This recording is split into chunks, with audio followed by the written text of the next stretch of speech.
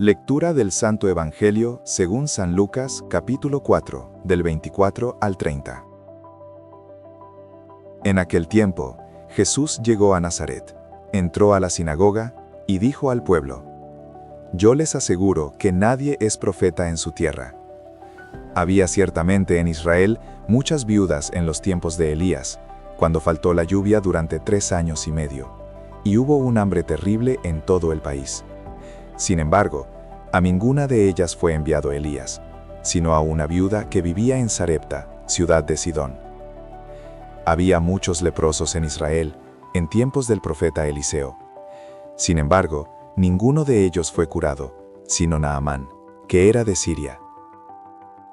Al oír esto, todos los que estaban en la sinagoga se llenaron de ira, y levantándose, lo sacaron de la ciudad, y lo llevaron hasta una saliente del monte, sobre el que estaba construida la ciudad, para despeñarlo. Pero él, pasando por en medio de ellos, se alejó de allí. Palabra del Señor. Gloria a ti, Señor Jesús. Ok, vamos a desempacar esto. Parece ser la típica visita nostálgica al pueblo natal, el hijo pródigo que regresa a casa y en cuestión de minutos, termina en un intento de ejecución pública a manos de una turba completamente fuera de sí. Muestra cómo unas cuantas palabras, si tocan los nervios correctos, pueden transformar a una audiencia educada, que está sentada escuchando tranquilamente, en una masa iracunda y violenta. O sea, pasan de 0 a 100. Literalmente. Es una clase magistral sobre cómo se detona un conflicto de identidades.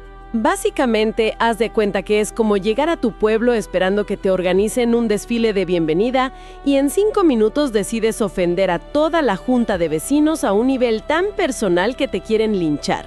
Sí, es una forma muy gráfica de verlo. Está cañón. Para situar a quienes nos escuchan, vamos a trazar el escenario inicial. La historia arranca cuando Jesús llega a Nazaret. El relato es muy puntual al marcar que esta es su tierra, su lugar de origen, el lugar donde creció. El contexto geográfico y emocional importa muchísimo. Muchísimo. Entra a la sinagoga para dirigirse al pueblo. Es el clásico escenario de regreso a casa. La gente ahí conoce a su familia, lo vieron correr por esas calles. Debería ser un ambiente súper acogedor. Todo apuntaba a una reunión muy cálida. Y justo ahí, frente a esa multitud de paisanos y conocidos, suelta la frase que enciende la mecha. Los mira y les dice: «Yo les aseguro que nadie es profeta en su tierra». Y ¡pum! Adiós a la nostalgia. Es un balde de agua fría inmediato. Lo fascinante aquí, lo que resulta tan analíticamente rico de este momento, es cómo esa sola frase sabotea a propósito cualquier expectativa de una reunión complaciente. Es un autosabotaje muy calculado. Exactamente. En la dinámica normal de la comunicación, cuando un orador vuelve a su comunidad de origen, lo que busca es validación. Se espera el típico discurso de reafirmación. Ya sabes, cosas como «gracias a mis raíces, estoy aquí» o «ustedes me hicieron quien soy». El discurso político de cajón. Tal cual. Pero él hace un movimiento retórico de lo más audaz. En lugar de ganárselos, anticipa el rechazo y lo verbaliza frente a ellos antes de que siquiera tengan la oportunidad de procesarlo. Pero a ver, eso es lo que me vuela la cabeza. ¿Por qué haría eso? O sea, si tienes a una audiencia dispuesta a escucharte, ¿por qué cortar el cordón umbilical de las expectativas tan de golpe? Parece contraintuitivo. Parece un suicidio social, francamente. Lo parece.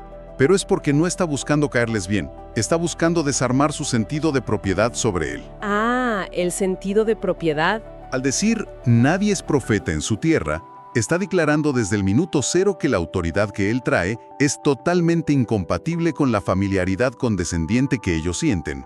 Genera esta fricción instantánea. Es como pintar una raya en el piso. Es como si les dijera: «sé que creen que me conocen porque soy de aquí», pero esa misma confianza es lo que les va a impedir entender lo que vengo a decir. Claro, asumen que ya saben todo sobre él. Es una táctica de confrontación directa que, literariamente hablando, prepara el terreno de manera perfecta para los ejemplos que va a soltar a continuación. Está sembrando minas en el campo discursivo. Y vaya que son minas de alto poder, porque justo después de esa frase, la narrativa empieza a subir la tensión de una forma súper calculada. Vamos a entrar al primer ejemplo histórico que él les lanza. Aquí empieza la provocación real. Los lleva directo al tiempo del profeta Elías. Y los detalles que da el relato son súper crudos. Menciona una sequía que duró exactamente 3 años y medio. Un dato muy específico. Demasiado específico. Quienes conocen un poco de historia saben que 3 años y medio sin lluvia en esa época, en esa región agrícola, no es una temporada mala. Es el colapso total de la economía y la sociedad. Es una catástrofe de proporciones épicas. El texto habla de un hambre terrible en todo el país. Y luego mete el dedo en la llaga con el elemento humano. Subraya que había muchísimas viudas en Israel en ese momento. Y las viudas eran el sector más vulnerable. Exacto, el que más rápido sufría las consecuencias de una hambruna. Así que tienes a mucha gente local, de su propio grupo, necesitando un rescate desesperadamente. Y es crucial entender cómo está armando el argumento. Al evocar esos 3 años y medio de sequía, está apelando a una memoria histórica de trauma colectivo. Les está recordando una época oscurísima. Les está recordando a los que están ahí sentados en Nazaret, una época donde sus propios antepasados estaban al borde de la inanición. Entonces, psicológicamente, cuando menciona a las viudas de Israel, la audiencia de la sinagoga está programada para anticipar el final feliz clásico de su propia narrativa nacional. El momento donde el héroe entra en escena. El momento donde el gran profeta Elías salva a las viudas de su pueblo, demostrando que ellos, los locales, son el grupo favorecido por la divinidad. Claro, el clásico "nosotros somos los elegidos y la historia nos da la razón". Exactamente esa mentalidad. Pero no. Aquí es donde se pone realmente interesante y da un volantazo tremendo. Les dice que de todas esas muchísimas viudas locales que se estaban muriendo de hambre en Israel, Elías no fue enviado a ayudar a ninguna. A cero. A cero. En su lugar, el profeta fue enviado a una viuda que vivía en Sarepta. Y para que quede bien claro y duela más, da la ubicación exacta. Sarepta, ciudad de Sidón. Y ese detalle geográfico lo cambia todo. ¿Por qué hace tanto énfasis en Sidón? Si conectamos esto con el panorama general, Sarepta, en el territorio de Sidón, es territorio extranjero. Si analizamos la psicología de grupo en ese instante, el impacto de usar a Sidón es devastador. No era nada más otro código postal. Para nada. Sidón, históricamente, era un lugar ajeno fuera del pacto tradicional que la gente de Nazaret consideraba exclusivamente suyo. Al citar este evento, él está estableciendo un patrón sumamente incómodo. Un patrón de exclusión a la inversa. Les está demostrando con su propia historia que, en medio de la peor crisis nacional imaginable, la intervención o el favor divino esquivó deliberadamente a la población local que estaba sufriendo para cruzar la frontera y beneficiar a una extranjera. O sea, es como decirles, su estatus de ser los locales no les garantiza el pase de acceso exclusivo que ustedes juran tener. Es un golpe directo al ego colectivo. Al orgullo nacional. Y si alguien en la sinagoga pensó que eso fue solo un comentario desafortunado o un desliz, el relato no les da ni tiempo de respirar antes de lanzar el segundo ejemplo. Es una técnica de oratoria brutal. Repite la misma estructura argumentativa para que no quede duda del mensaje. Esta vez avanza un poco en la historia, a los tiempos del profeta Eliseo, y vuelve a pintar un escenario de crisis interna. Menciona que había muchísimos leprosos en Israel. Otra crisis masiva. Otra vez, un problema grave, una necesidad inmensa de curación dentro de sus propias fronteras, entre su propia gente. Y vemos una simetría perfecta en la retórica. Pasamos de la hambruna a la enfermedad, de las viudas a los leprosos, de Elías a Eliseo. Es como un espejo del primer ejemplo. Pero el núcleo del argumento es idéntico. Se establece primero la existencia de una necesidad masiva e insatisfecha dentro del grupo interno, para luego dar el golpe de gracia.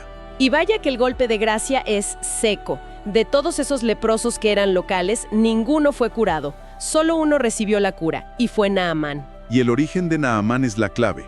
El detalle que termina de dinamitar la paciencia de la sinagoga. Naamán era de Siria. Siria, o sea, no solo es un extranjero, es el comandante del ejército de una nación que históricamente era un dolor de cabeza, un rival, un enemigo. ¿Cómo reacciona una comunidad que basa toda su identidad en ser especial cuando uno de los suyos se para en el estrado y les demuestra con hechos históricos que su peor rival geopolítico recibió el alivio que a ellos se les negó? Es que es indefendible para su ego. Al juntar el ejemplo de Sarepta en Sidón con el de Siria, Ya no es una anécdota aislada, es una declaración de principios. Ya es un patrón marcado. Está utilizando la historia compartida como un espejo para confrontar el complejo de superioridad de su audiencia. Curar al comandante militar sirio, mientras los locales seguían enfermos, es la prueba definitiva de que las fronteras que en Nazaret consideran sagradas e inquebrantables, en realidad no significan nada para quien reparte el favor. Y vaya que el cortocircuito fue potente, porque la reacción es explosiva. Aquí es donde el relato deja de ser un debate de ideas y se convierte en una escena de acción bastante oscura. Se rompe toda la civilidad. El documento histórico marca que, al oír esto, todos en la sinagoga se llenaron de ira. Y quiero recalcar el todos. No fue un sector ofendido, no hubo un simple murmullo de desaprobación. Fue una ira total, unánime. Primero, se levantaron. La indignación es tanta que los saca de sus asientos de golpe. Rompen la formalidad del espacio. Segundo, los sacaron de la ciudad. Ya es una agresión física. Es un movimiento de masa que lo empuja a la fuerza más allá de sus fronteras. Ya cruzamos la línea de la violencia. Y el tercero, que es el más denso, lo llevaron hasta una saliente del monte. Es un descenso rapidísimo a la irracionalidad. Uno se pone a analizar ese detalle de la saliente del monte y la velocidad de la escalada es alarmante. Hablamos de una transición psicológica que debió ocurrir en minutos. De cero a intento de homicidio. Pasan de ser una congregación religiosa atenta y civilizada a convertirse en una turba con intenciones letales.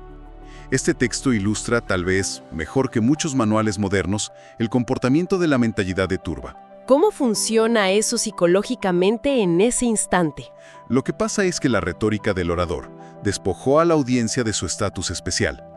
Su identidad colectiva se sintió bajo amenaza de muerte por una verdad incómoda. Y sabemos que cuando la identidad fundamental de un grupo se siente atacada de esa manera, la respuesta natural casi nunca es el debate racional. El instinto de supervivencia ataca de vuelta. El instinto es eliminar físicamente la fuente de esa incomodidad. Dice explícitamente que la ciudad estaba construida sobre ese monte. Es un detalle crucial para visualizar la escena. Esto le da un nivel de intensidad físico a la narración. No fue simplemente sacarlo a empujones a la banqueta. Fue una marcha forzada. No era darle un susto. La intención explícita era despeñarlo. Querían tirarlo al vacío. Querían usar la propia geografía de su amada tierra, esa misma tierra donde él acababa de decir que no era profeta, para borrarlo del mapa. Es una respuesta física extrema al rechazo psicológico. Como él rechazó la premisa de que ellos eran exclusivos e intocables, ellos deciden rechazar su existencia. Despeñar a alguien en la antigüedad no es solo una forma de ejecución, simbólicamente es la expulsión definitiva. Es como sacarlo de su mundo. Es lanzar el problema al abismo, literalmente, para que desaparezca de la vista y de la conciencia de la comunidad. Es la culminación perfecta de esa mentalidad de turba. Todo ese trayecto, desde el centro de reunión hasta el borde del acantilado, debió ser un torbellino de empujones, gritos, de retroalimentación de la ira, actuando. Es la despersonalización total. La tensión está al límite. Están en el borde de la saliente del monte. Toda la ciudad enfurecida, respirando agitada, a un segundo de cometer un linchamiento colectivo y arrojarlo al vacío. El punto de no retorno. Pensarías que en este punto hay una pelea a muerte, un forcejeo, gritos de piedad o alguien tropezando, pero no. El texto entrega la resolución más anticlimática y paradójicamente la más poderosa posible. De forma súper escueta dice, pero él, pasando por en medio de ellos, se alejó de allí. Listo. Fin de la escena. Se acabó. Se contrapone la energía frenética, ensordecedora y caótica de la turba con la calma más absoluta y real de la acción de Jesús. No responde a la fuerza con más fuerza, ni tampoco con terror. Simplemente pasar por en medio de ellos es una forma de desarmar la agresión mediante el retiro pacífico. Es como quitarles el guión que estaban siguiendo. La violencia de masas es un fuego que necesita oxígeno para arder. Necesita que la víctima se resista para justificar el uso de la fuerza, o que se someta aterrorizada para confirmar el poder del grupo. Y él no les da ninguna de las dos cosas. Al no ofrecer ninguna de las dos, simplemente caminando, le quita el oxígeno a la situación y la inercia de la multitud se colapsa. Es como si le pusieran pausa a la película y el protagonista simplemente caminara fuera del set. Fuimos testigos de ese escape silencioso donde la no reacción desarmó a toda una ciudad al borde del precipicio. En unas cuantas líneas de texto hay todo un tratado sobre el comportamiento humano. Y sobre la comunicación. Y ese es precisamente el valor inmenso de volver a leer estos textos antiguos quitándoles el filtro tradicional. Lo que esta narrativa expone para quienes nos escuchan no es simplemente un mal día en un pueblo de hace 2000 años. Es un mapa de cómo funciona la mente humana en sociedad. Nos muestra que la forma en que nos comunicamos, nuestros sesgos de identidad y el enorme peligro de la mentalidad de turba son fenómenos que no caducan. La manera en que reaccionamos cuando alguien desafía las historias que nos contamos para sentirnos especiales sigue siendo exactamente la misma hoy en día. Es un reflejo perfecto. La indignación colectiva transformándose en violencia es una dinámica que vemos todo el tiempo en redes sociales, en la política, en las calles. Este relato captura esa esencia temporal de nuestra condición social. Definitivamente. La naturaleza humana, con sus luces y sus sombras más oscuras, parece tener el mismo código de programación sin importar en qué siglo estemos viviendo. Es la misma maquinaria operando de fondo. Y para cerrar nuestra inmersión de hoy y dejar a nuestra audiencia con algo en qué pensar, hay una imagen mental que surge de este relato, algo que no se dice explícitamente en las líneas del texto, pero que es la consecuencia lógica de todo lo que acabamos de describir. A ver, cuéntanos. Es de locos ponerse a imaginar cómo habrá sido el silencio en esa saliente del monte segundos después de que Jesús pasara por en medio de ellos y desapareciera. Ese silencio debió ser ensordecedor. Tratar de visualizar a esa turba que hace un momento era un monstruo de 1000 cabezas gritando, ahora respirando agitadamente, de pie en el mismísimo filo del acantilado, con las manos vacías. Ese instante de confusión donde poco a poco se van dando cuenta de que la persona que querían despedazar simplemente se fue caminando de regreso por el mismo camino de tierra por el que lo subieron. Un anticlímax monumental. Imaginar a toda esa gente mirándose las caras los unos a los otros, quedándose ahí completamente solos con su propia ira inútil en la cima de un cerro, sin nadie sobre quien descargar toda esa furia. Es un recordatorio visual potentísimo de que a veces la respuesta más devastadora e inquebrantable que uno puede tener frente a la furia irracional de los demás es simplemente seguir caminando.